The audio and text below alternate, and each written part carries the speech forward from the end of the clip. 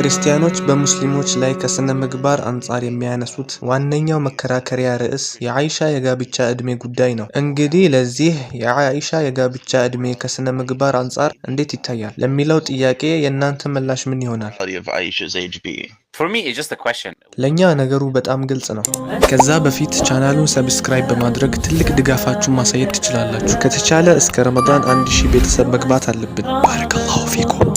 ለኛ ነገሩ በጣም ግልጽ ነው። እንዲያውም ይሄ ድርጊት ስነ ምግባር የጎደለው ነው ብሎ የሚከሰው አካል ነው ለምን ስህተት እንደሆነ ማስረዳት ያለበት። እኛ ሙስሊሞች ስንሆን የስነ ምግባር መመሪያችን ቁርአን ነው። የሆነው ነገር ደግሞ ከቁርአን ትምህርት ጋር የሚጋጭ ነገር አይደለም። ጋብቻው በስምምነትና በአባቷም ፍቃድ የተከናወነ ነበር። ነብዩ ከሞቱ በኋላ ለ50 ዓመታት ያህል ኖራለች። ሌላ ሰውም አላገባችም። ስለ ነብዩ መልካም እንጂ አላወራችም። አሁን አንዳንዶች እንደሚሉት በደል ደርሶባት ቢሆን ኖሮ ያንን ለመናገር ብዙ እድሎች ነበሯት፣ ግን ስለ ነብዩ ክፉ ተናግራ አታውቅም። ስለዚህ እኛ እንደ ሙስሊም በዚህ ጉዳይ ላይ ምንም የሚከብደን ነገር የለም። እኛ ጀስቲፋይ የምናደርገው ምንም ነገር የለም። ስህተት ያልሆነን ነገር ለምን ጀስቲፋይ እናደርጋለን? ይልቁንም ይህ ስህተት ነው ብሎ የሚመጣው ሰው በቅድሚያ የራሱን የስነ ምግባር መለኪያ ማሳየት አለበት። በመጽሐፍ ቅዱስ ውስጥ የጋብቻ እድሜ ስንት እንደሆነ ተቀምጧል?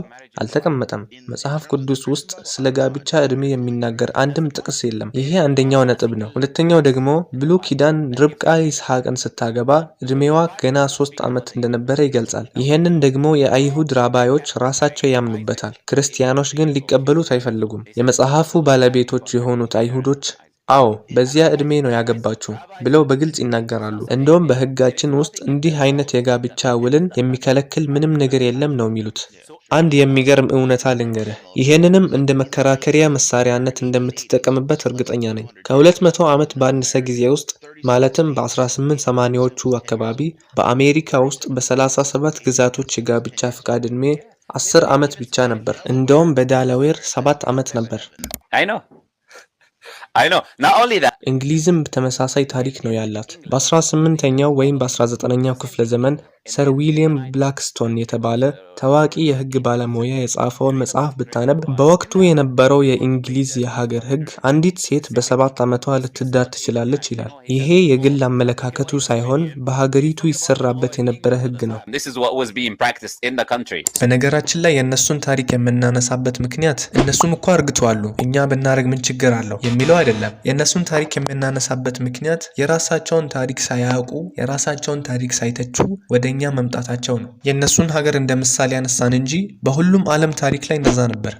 ከዛሬ 1400 ዓመት በፊት በበረሃ ከነበረው ሁኔታ ጋር ማወዳደር አንችልም። ለዚህም ባለፉት 1000 ዓመታት ውስጥ ሙስሊም ያልሆኑ ሰዎች እንኳ በዚህ ጉዳይ ላይ ነብዩን ሲተቹ ማይታዩት። ምክንያቱም ይሄ በሰው ልጅ ታሪክ በሙሉ የታወቀ ነው። አሁን ግን ህጎች ሲቀየሩ ሰዎች መተቸት ጀመሩ። ትክክለኛው የጋብቻ እድሜ ስንት ነው ብለህ ብትጠይቃቸው አንዳንዱ 18፣ ሌላው ሀገር ደግሞ 16 ይላሉ። ለምሳሌ ጣሊያን ውስጥ የፈቃደኝነት እድሜ 14 ዓመት ነው ይባላል። የሚገርመው ደግሞ ለግንኙነት ደርሳለች ግን ለማግባት ገና ነች ይላሉ።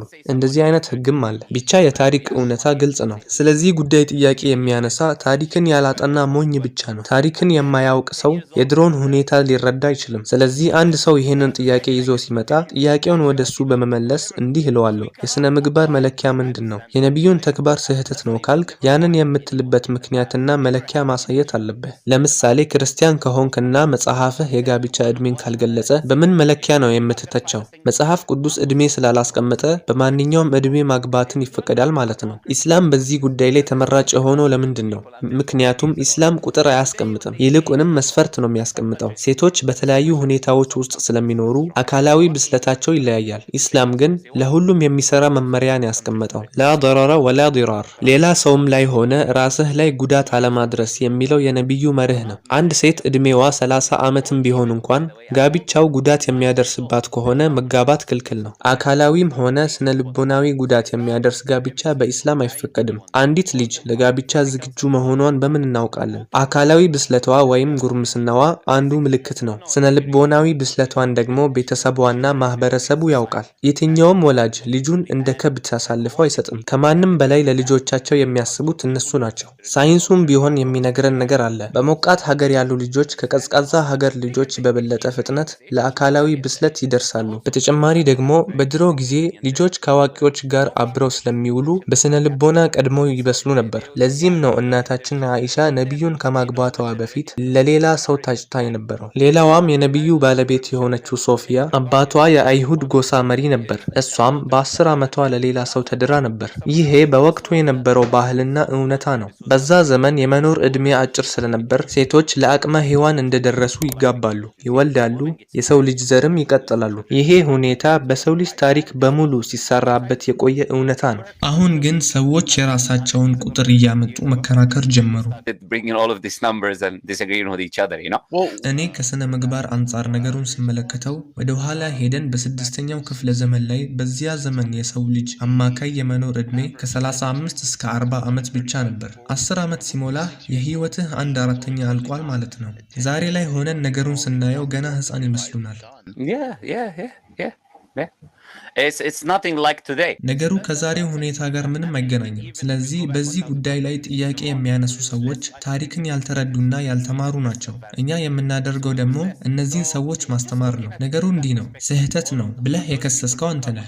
ስለዚህ ለምን ስህተት እንደሆነ ምክንያታዊ ማስረጃ የማቅረብ ግዴታ ያንተ እንጂ የኔ አይደለም። እኔ የማምነው በታሪክ የተረጋገጠውን እውነታ ነው። አንተ ግን ምርምር አላደረግክም። ስለዚህ ለምን ችግር እንደሆነ ማስረዳት ያለብህ አንተ ነህ። ሌላው ትልቁ ነጥብ ነቢዩ ሚስቶችን አግብተዋል። አኢሻ ግን ከሚስቶቻቸው ሁሉ ድንግል የነበረችው እሷ ብቻ ነበረች። ሌሎቹ ሁሉ ግን ባል የሞተባቸውና የተፈቱ ነበሩ። አንድ ሰው ለራሱ ስሜት ብቻ የሚኖር ቢሆን ኖሮ የመጀመሪያ ባለቤቱ ከእሱ በ15 ዓመት የምትበልጠውን እናታችን ኸዲጃን አያገባብ ነበር። ሁለተኛ ባለቤቱም ብትሆን ከእሱ የምትበልጥ ባለቤቷ የሞተባት ሴት ነበረች። ታሪኩን እንዲህ ያልን መቀጠል እንችላለን። ግን ዋናው ቁም ነገር መሰረታዊ የታሪክ ምርምር ላደረገ ሰው በዚህ ጉዳይ ላይ ምንም ስህተት አለመኖሩን ይረዳል። ችግሩ ሰዎች የዛሬውን ታዳጊ ልጅ እያዩ የዛሬን መለኪያ በጥንቱ ታሪክ ላይ ለመጫን መሞከራቸው ብቻ ነው። الملك القدوس السلام المؤمن المهيمن العزيز الجبار المتكبر سبحان الله عما يشركون.